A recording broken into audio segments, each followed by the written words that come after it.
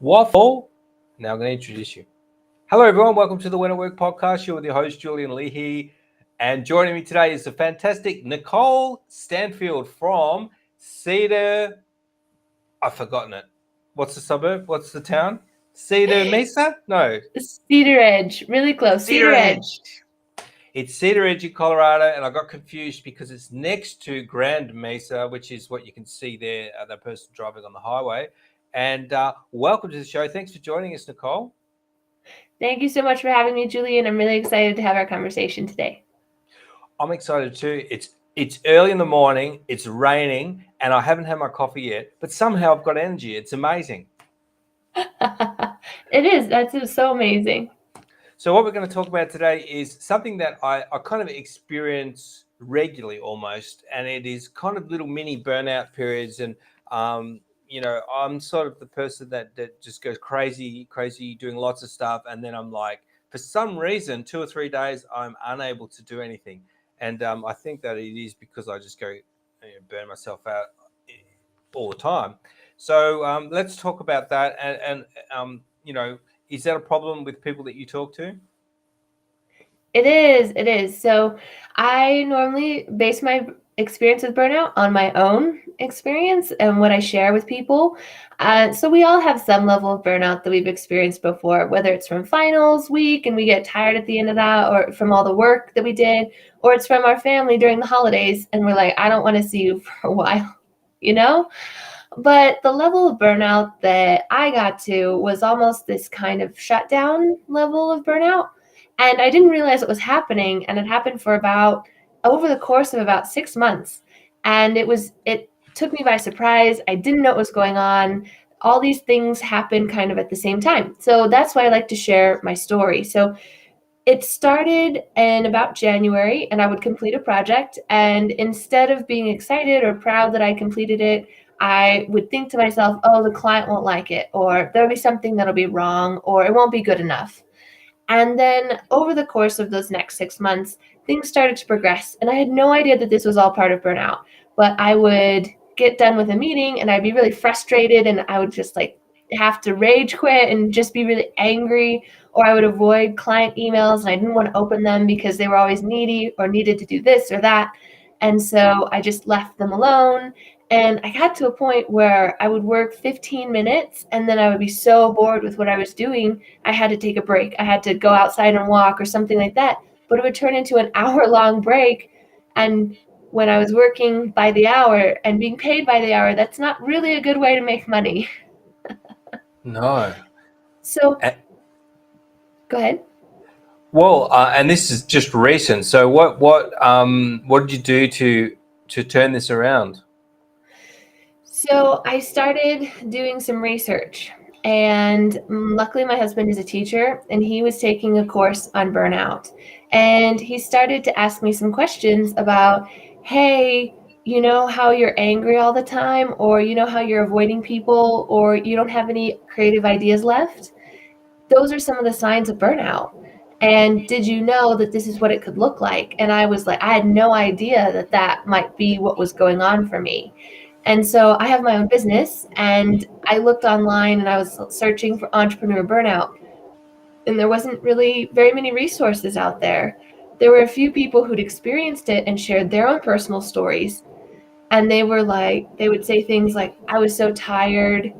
I would get to my end of my week and I would just be exhausted, like you talked about, running, and then having to take a break and being like, I just can't give any more. I'm so done with what I'm doing, right?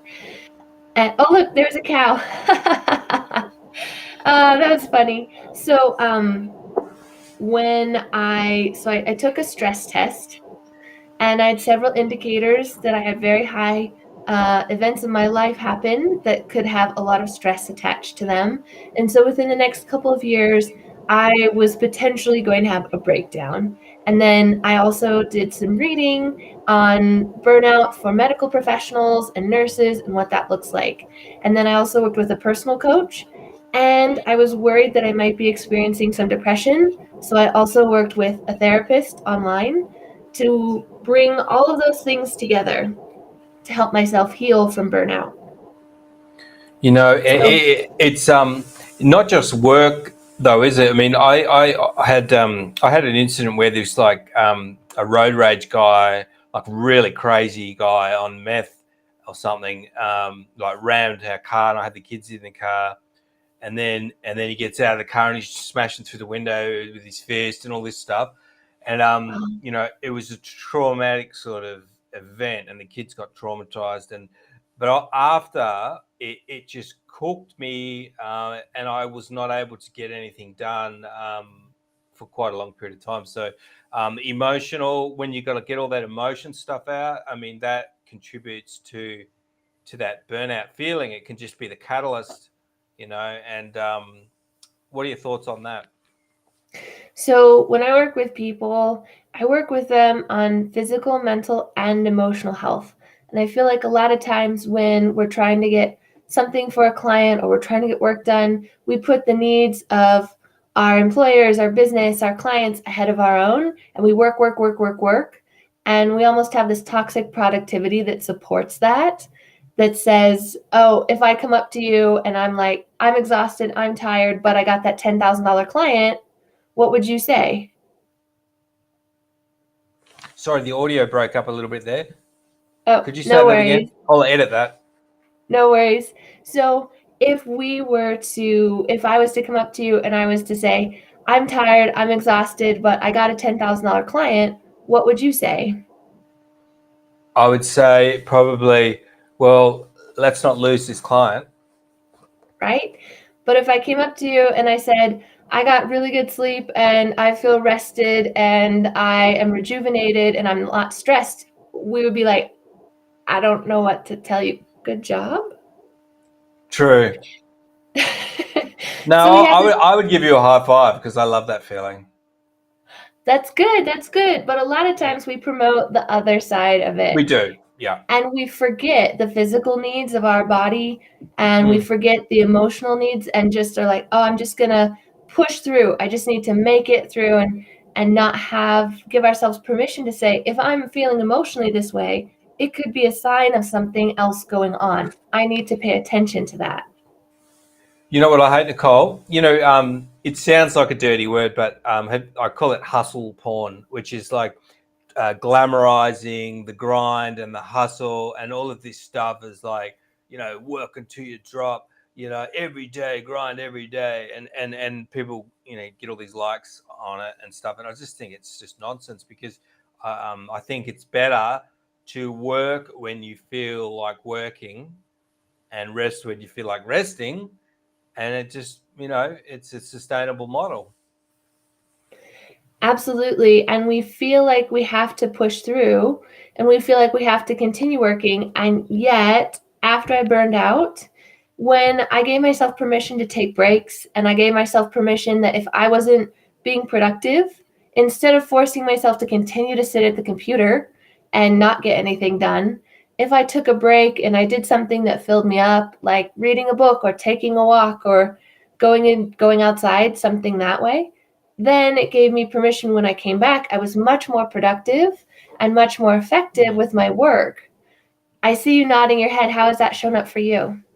Well, I mean, just when you say going for a walk, that's kind of my thing of when I feel really terrible, and that could be 30 minutes and just a small amount of time, and go and walk the dog, vigorously walk the dog till we're both panting, and you come back and you just, all of the stress has been gone, and you feel those endorphins, all that good stuff, and that's just like, you know, they talk about exercise and mental health. It's, for me, it's so true. Whenever you feel really bad and you get in a bad headspace, go and do something, and it just fixes it. So, and it's what I was talking about was, you know, it's not wasting time. It's just such a small amount of time where you'd probably be browsing and just not even being productive anyway, and it just could just give you a great day for the rest of the day. Absolutely. And that was another component that I wasn't utilizing was I wasn't paying attention to my mental health. So I didn't have any way to take a break, take that breather or a pause before I responded. So in meetings, I would just be really quick to judge or to be frustrated or to be angry. And I just kind of felt out of control. And with mindfulness meditation, I was able to retrain the neurons in my brain and shift away from that reactionary response and actually be able to be reflective and say, oh, and this is how I want to respond. So it kind of gave me that space so that then I could be more present, I could be more focused, and I could be more effective in the long term. And when I first heard of meditation, I was definitely very judgmental towards it. And I was like, no way, am I ever going to be doing any of that? That's woo-woo stuff, not for me. And I'm really glad that I got introduced to mindfulness meditation, and it can look however you want it to for yourself, whether that's something like prayer for you or that's something that's just breathing. It can be guided, unguided, with a video in your car, on your couch, whatever that looks like. But it gave me an opportunity to kind of and calm my brain and give me a break and help with improve my mental health. Have you done that today, Nikole? Yes, I have, as I shared with you. Why did you do that today?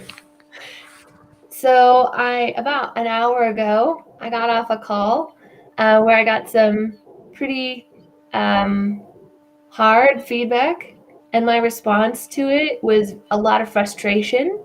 And when I experience that frustration, I end up crying. Yeah. That's how it shows up. Was it a man or a woman that did it? That told you this? It was a man. Oh, that's even worse if a man's doing it to a woman, I think. It's okay. It was really more the feedback and less about the person giving it. And so I was really emotionally hurt and upset and frustrated. And I had this interview and I was having to figure out, can I be in a space where I can have this conversation and share that, or am I just so broken it's not going to work? And so I vented and did that, and then I meditated for about 5 to 10 minutes, and I use the Brain FM app, and it has binaural beats that can help you relax or focus or sleep, and I really enjoy it. And so I listened to that, and then I took stock. So in the past, before burnout, I would have said, I have to do it because Julian's counting on me, and I said I would do it. And now I was like, there's space. So if I just can't do it, I'll reach out to Julian, and I hope that he would have the capacity to say, let's reschedule this podcast. So is that what it was all about? Was this person an existing client or a potential client? This person is a coach. Oh, your coach? One of my coaches, yeah. Right. And and how valid was the criticism? Was it triggering you because you thought it was valid, or it was was he criticizing you because of his ego, or was it valid? Oh, it was valid because I was being triggered, right? So if I have that much of an emotional response to something, then it's going to definitely have to do with my ego. So it's about my ego, how I perceive myself, the things that I can do. And I have some past history, right, of how I want to show up and what I want it to look like. And right now, it's not working 100% how I want it to look. So that feedback was it pertained to it's not working right now, and that's very frustrating. And it was just the moment, and it all happened, and I got the feedback, and it was just like crushing. Yes, it's like, and then later on you can see through it and see if it's valid or not. And it's just that personal. Whenever somebody personally criticizes you, for me, I just get so angry and almost in my head start attacking them, like, oh, what does this person know? And then about 2 days later, I go, oh my God, they're so right. And then you go, so why did I react that way? But it's just that. Being attacked, I guess you feel, and criticized, but also sometimes I think there's a way of telling people where you can actually. Have you read that book, How to Influence People? I haven't, but I've heard of it. Yes. Or you should read that. That's an amazing book. But sometimes when you need to criticize or pull them up on what they're doing, and he's got his ways of just pointing out all the good stuff they're doing, and then setting a little challenge for them to fix the thing that they're doing wrong, which is all that the whole goal of that conversation was, but just softening it and just giving it praise and all of that stuff, and just the way humans work and react. So I thought that was an amazing book, and like I use that on my kids when I need to tell them something. You always make sure that you build them up as well. Yeah, that's a great book. Now, what do people do if they want to have a chat to you? First of all, who is the ideal prospect for you? Which are the people that are in need that you ideally want to speak to? What are their problems? So a lot of times I work with entrepreneurs who are similar to me. They have their own business. They've been in business for a while, and they are realizing that some of the things that they got into business for, they're not so passionate about it anymore, or maybe they don't love their business as much as they used to. And so a lot of times this might show up as in they struggle to find time for themselves. Their calendar's always booked, and they don't have time for really anybody, let alone themselves. They go on vacation, but they're working on vacation, so it's not really a vacation. Or they're trying to take time off and it just feels like they can't. There's just no space for that. And so the way that I work with them is to help them create a sustainable work-life balance that can set them up so that then they know what works for them, and they have these different components that are, so part of it's covering physical, emotional, and mental health, and then part of it's covering how you take your free time and how you do self-care time, downtime, as well as how you take vacations. And then the last part is setting healthy boundaries and saying no, knowing what drives you, and then also what are you truly responsible for? Because a lot of times we're worried about we're going to miss out on something if we're not in every single part of our business. And as it gets more successful, we can't have our fingers in everything. It just won't work. This is massive. I spoke to this fantastic Irish man called Alistair. I can't remember, but he's in one of my recent Alistair McGregor, I think it was, or it was something Irish sounding like that. And he talked about specializing and working out the one thing that you enjoy doing that earns you good money, is the most fulfilling, and just specializing on that, and having the bravery to turn other things away, which there are all sorts of jobs that you do which kind of deplete you and they're not that fun, but you do them for the money and you're too scared to not do them. And he talked about really specializing. I thought that was, so that's pretty much what you're saying. The other thing I was thinking was, a lot of these people that are dealing one-on-one with people, they can't get out of the business because they are the business so much. And it's like, before you get too busy, you got to try to allow yourself to pull out, maybe have some courses set up that you can have, and delegate and all of that stuff. Would you agree with that, Nikole? Absolutely. I feel like a lot of times we see it as our child, our baby, and we have to do everything, right? Because that's how it started. When we first started, we didn't have all these resources. So the only thing we could give for free was our time. So we continue to run our business 4 years later, 10 years later, like it's a startup. And we give all of our time to it because that's what's going to make it successful, because that's what got you to this point. And that's fine. What's going to get you to the next point is something different. You need support, whether that looks like an assistant or someone who can help take a certain part of your business that you don't like to do away from your business. I recently have an assistant, and I gave them things that I don't like to do, and it was liberating to just be like, that thing can get done. I don't have to worry about it. I don't have to think about it. And it was so nice just to release that task.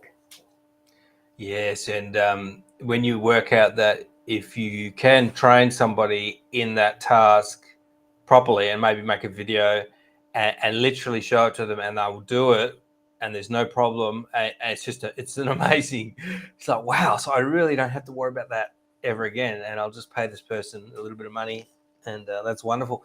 Now, what do people do what do you have coming up? Do you have anything coming up? I think you do have something coming up. Yeah, so I have my Balanced Entrepreneur course, and it's the 9 steps to help you create a sustainable work-life balance. And so those areas that I was telling you about, from habits to time to boundaries, that's what I cover in each step of my Balanced Entrepreneur formula. Wonderful. And the best way to find that is at entrepreneurbalancecoach.com. And Yes. is that right? Okay, so let me Yeah. just put that up on the screen there. So there's the course. Do you have like a strategy call as well? I do. So the best way to kind of start and see, hey, where's my balance at, is I have a really quick quiz. Takes like 2 minutes to do. So you can go to my website and /balance quiz, or it's also on the homepage, and you can just take that. And it has some ideas and suggestions about some things that you can do to increase your balance and some areas where you might not think about having balance. For example, are you taking breaks during your day? Are you taking your lunch break? Some of those things that we forget about when we don't have someone who's reminding us to take them, or someone that we're responsible to. And we need those breaks just as well as if we did have a boss. Yes, absolutely. No more just grabbing something greasy and wolfing it down. Yeah, I used to do that. That's a bit self-incriminating, wasn't it, that comment? Before I burned out, I would grab something that was like sugary, or was a sports drink, or was something like a Kind bar, and that was supposed to make me it through the afternoon so that then I could get more work done or do the client work or whatever it was. But in the end, I was missing the opportunity that my lunch break would give me of giving my brain a rest, getting outside, getting some endorphins, taking a walk, stretching my body, all those things. Definitely. Very, very important. Well, some really excellent information that we have covered there, Nikole. And thank you for coming on.